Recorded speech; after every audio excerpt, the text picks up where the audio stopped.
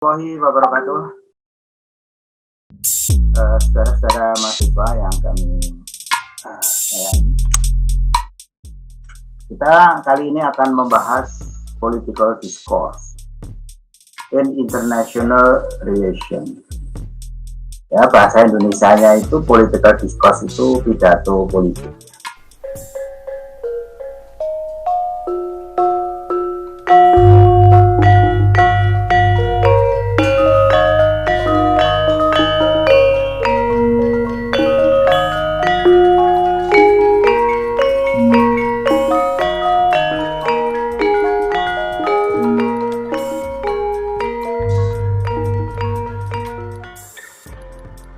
Di political discourse itu pidato politik. Tadi sudah saya putar mengenai pidato Emmanuel Macron ya pada 2020 yang lalu. Sebetulnya ya ada satu refleksi dari Macron sendiri untuk ya berpikir bahwa musuh Rusia itu justru memperkuat kompetitornya kalau dia bersatu dengan China. Lalu bagaimana posisi political discourse? Karena discourse itu bisa diterjemahkan macam-macam. Dalam bahasa Indonesia diterjemahkan wacana. Tapi sesungguhnya discourse itu dari bahasa aslinya discourse ya, itu artinya pidato. Atau dalam bahasa Inggrisnya to speech. Speech itu omongan. Jadi kalau discourse atau wacana itu ya omongan, omong-omongan orang yang mewarnai perdebatan di dalam arena publik ya dan arena virtual. Nah, itu disebut kalau itu berlatar belakang politis, apalagi itu para pejabat negara ya, kemudian kita menamakan apa yang kita sebut sebagai political discourse. Nah, di dalam hubungan internasional memang cukup baru ya, ketika karya-karya Fernand Braudel, kemudian Jacques Derrida, kemudian Pierre Bourdieu, ya, Michel Foucault, ya, mulailah para petinggi atau akademisi itu mengambil diskurs ini sebagai sebuah subjek studi hubungan internasional. Mungkin Anda di metodologi tidak diajarkan, karena mungkin ya bukunya agak lama. Ini sebetulnya political discourse masuk di dalam ranah itu ya sejak tahun 70-an. Agak lama ketika studi discourse itu sangat mewarnai postmodernisme. Karena sebelumnya discourse itu bukan dianggap sebagai data ya, karena ya bukanlah hal-hal yang bisa diamati oleh panca indera. Discourse itu definisinya discourse and power are related subject. Jadi berbicara discourse itu juga berbicara tentang kekuasaan. Mengapa demikian? Karena discourse itu merupakan sebuah produk dari kekuasaan. Apakah itu disampaikan oleh politikus maupun disampaikan oleh para pejabat negara. According to Lara Lesa Summary of French Social Theories Michel Foucault, ya, original definition discourse primary refers ya, yang utama menunjuk pada two system of thought composed of ideas. Nah, jadi yang dimaksudkan discourse itu merupakan suatu sistem berpikir ya, yang diekspresikan di dalam gagasan-gagasan. Tentu tidak hanya gagasan, ada attitude, sikap, ada course of action, ya, ada peristiwa, ada belief, ada keyakinan di dalamnya, and practice that systematically construct the subject and the word of which they speak. Jadi itu berkaitan erat dengan bagaimana pembicaraan itu dikonstruksi oleh lingkungan yang ada ya. Seperti Emmanuel Macron dalam pidatonya itu kan, karena bagaimanapun juga Eropa sekarang ya terjepit, apalagi dengan perang Ukraina ini, yang paling merugi besar adalah Eropa Barat. Karena apa? Karena suplai gas dan minyak tanah, minyak mentahnya itu kan berasal dari Rusia. Makanya ada refleksi-refleksi kalau Amerika itu memusuhi Rusia atau memusuhi Cina, apakah Eropa ikut-ikutan? Pertanyaannya kan begitu. Katanya ya ikut, tetapi harus mengambil peran aktif kan gitu. Apa peran aktif Eropa Barat ya, terutama Prancis di dalam merespon perubahan global ini? Ya, kalau Prancis sendiri mengakui sebagai negara the resistance, ya. Jadi perlawanan terhadap apa yang menurutnya tidak memenuhi kepentingan nasional mereka atau mengancam kepentingan nasional mereka. Jadi mereka berani untuk melawan, tetapi juga punya komitmen kebersamaan. Mestinya ke Ukraina mengirim kapal selam, juga kapal selam nuklir, tapi ya apakah untuk perang atau untuk sebagai rasa solidaritas terhadap Amerika, ya itu merupakan satu hal yang harus kita analisis. Therefore, the basic premise of discourse theory, ya, jadi dasar utama teori discourse itu claim that the ways of we think and we talk about the subject influence and reflect the ways of act relation to the subject. Jadi kita berpikir, kita berbicara itu akan mempengaruhi ya, terhadap lingkungan kita. Jadi kalau Emmanuel Macron kemudian berpidato, ya ada political discourse oleh Macron, itu berarti ya mempengaruhi lingkungan internasional, termasuk juga itulah refleksi dari pikirannya tentang politik global terakhir dan khususnya relasi Amerika, Cina, dan Eropa. Kemudian, this is also applies to the behaviors of countries such as rising China and counter system. Nah, apa yang ingin digagas oleh Emmanuel Macron dalam wacana itu, yang menunjukkan sikap kan itu, atau behaviors of a country, jadi menunjukkan bagaimana sikap Prancis terhadap hubungan global, khususnya naiknya Cina di dalam dunia kontemporer ini. Nah, to control the narrative, then the first step to controlling the situation. Jadi itu artinya pidato-pidato yang dilakukan oleh para politikus, baik itu presiden maupun wakil presiden atau menteri-menterinya, itu tidak lain adalah sebagai upacara, sebagai satu cara ya untuk mengendalikan situasi. Di mana Prancis sendiri di abad yang terakhir ini merasa ya tidak mampu mengendalikan lagi ya dunia gitu. Justru yang dimaksud tidak mampu mengendalikan dunia itu bukan karena kita punya persenjataan ya, tetapi sudah tidak lagi exporting the ideas, tidak lagi dapat menularkan gagasan-gagasan tentang kebudayaan itu kepada negara-negara lain. Meskipun selama 300 tahun menghegemoni dunia dan politik global, ya, tetapi mungkin saja sebentar lagi akan berakhir kan itu yang dikhawatirkan oleh Prancis sendiri. Lalu bagaimana anak HI untuk dapat studi tentang political discourse? Ya, pertama refers to the discourse practice engaged in by all actors. Jadi kita mengumpulkan berbagai discourse ya, atau writing ya, dan practice itu oleh politician, organization, institution.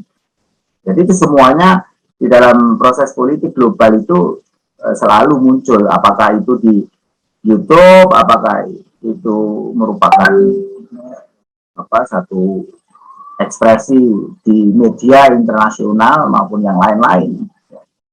Saudara Nanda itu yang Nando ya, atau Nondo itu ya, saya nggak tahu panggilannya apa, itu mau meneliti tentang apa, bukan diskurs tapi politik internasional dari perspektif apa, olahraga. Ya bisa saja, karena kemarin yang sudah lulus itu dari musik ya, antara Israel dan Turki. Tapi kemudian kalau itu dijadikan satu ya bagus, satu subjek untuk skripsi. Is the text is a text determined by them of expression and assertive interest of political subject considered in situation of political communication. Jadi jelas bahwa ekspresi ataupun juga kepentingan politik itu merupakan satu hal yang tidak muncul tiba-tiba, tetapi karena memang situasi komunikasi politik yang harus dibangun untuk dapat mengkomunikasikan gagasan-gagasan yang paling mutakhir ya.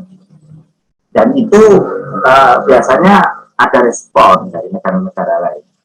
Text and talk of professional politicians, jadi dia menulis apakah dia berbicara yang dilakukan oleh politician yang profesional atau political institution atau juga lembaga atau birokrasi politik seperti presiden and prime minister and other members of government, parliament or political parties, both of the local, national, of international levels, include both the speaker and the audience, dan more in intertextuality in political discourse. Jadi begini, karena tadi sudah disebutkan ya di atas bahwa political discourse itu karena ada tujuan untuk mempengaruhi pihak lain. Maka siapakah yang terlibat di dalam discourse ya birokrasi, penguasa, kekuasaan, dan juga rakyat atau audiens.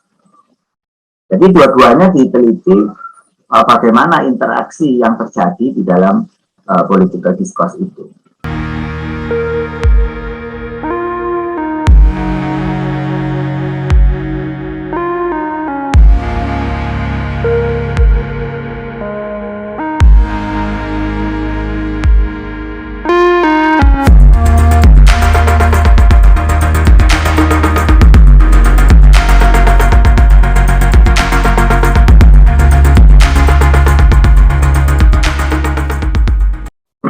Selanjutnya adalah discourse analysis. Nah, inilah metodologinya. Discourse analysis atau analisis wacana ini biasanya dikembangkan di program studi ilmu sastra dan budaya. Tetapi ya pada abad modern ini discourse analysis itu sudah masuk ke dalam hubungan internasional. Apa karakteristik dari analisis discourse di dalam lapangan hubungan internasional? Yang pertama, analyze official speeches, ya, declaration, parliamentary debate, diplomatic document, interview, newspaper, and editorial and primary document.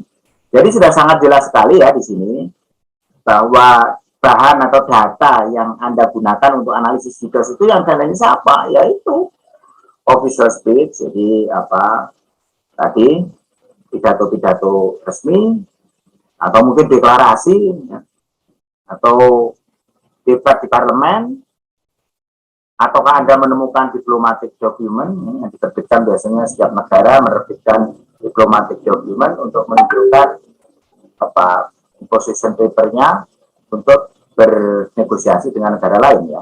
Kemudian interview, ya, di newspaper juga boleh, atau itu termasuk editorial dan primary document. Primary document itu merupakan dokumen yang original atau data utama.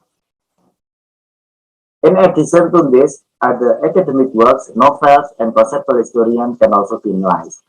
Jadi dalam analisis discourse itu bisa juga misalnya Perang Dunia Kedua yang ada di film ya, bisa dianalisis itu. Anda yang suka film, nggak suka yang politik-politik apa dador-dador begitu ya, novel bisa juga ya. Itu yang pernah meneliti tentang Independence Day, film Independence Day.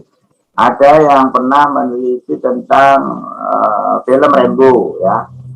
Apa itu tujuannya Amerika membuat Rambo kan gitu. Ya ternyata promote ya untuk mempromosikan bahwa Amerika tidak pernah kalah ya, di film itu, tapi kenyataannya kalah di Afghanistan dan di Vietnam. Nah, discourse analysis is a research method. Jadi analisis juga itu merupakan metode riset, metode penelitian for studying written and spoken language. Jadi basis datanya itu adalah studying written, apa yang tertulis, atau spoken, atau yang dibicarakan melalui bahasa ya di dalam sosial konteksnya, di dalam hubungannya dengan problematik sosial. It aims to understand how language is used in real life situation. Ya, akhirnya bahwa kita mengerti bahwa bahasa itu digunakan sebagai satu cara untuk mendeskripsikan atau menarasikan sebuah situasi sosial. When you do discourse analysis, ketika kamu ingin menganalisis hubungan internasional melalui analisis discourse, you might focus on ya. Seharusnya Anda berfokus pada the purpose and effect of different types of language. Jadi analisis kebahasaan itu menjadi sangat penting. Makanya saya selama 8 tahun di HI itu memasukkan analisis semiologi atau semiotika atau hermeneutik ke dalam peristiwa-peristiwa atau analisis discourse ini. Karena dari situ ya kita tidak hanya bermain pada negotiation and cooperation ya, tetapi juga di dalam positivistik ya, kita lebih kepada bagaimana discourse itu berkembang dan mempengaruhi negara-negara untuk melakukan respon berupa membalas dengan pidato maupun dengan kerja nyata atau melakukan aksi. Dan ini belum banyak yang meneliti ya. Kalau Anda mau melakukan di dalam hal media dan komunikasi internasional itu sudah sangat bagus.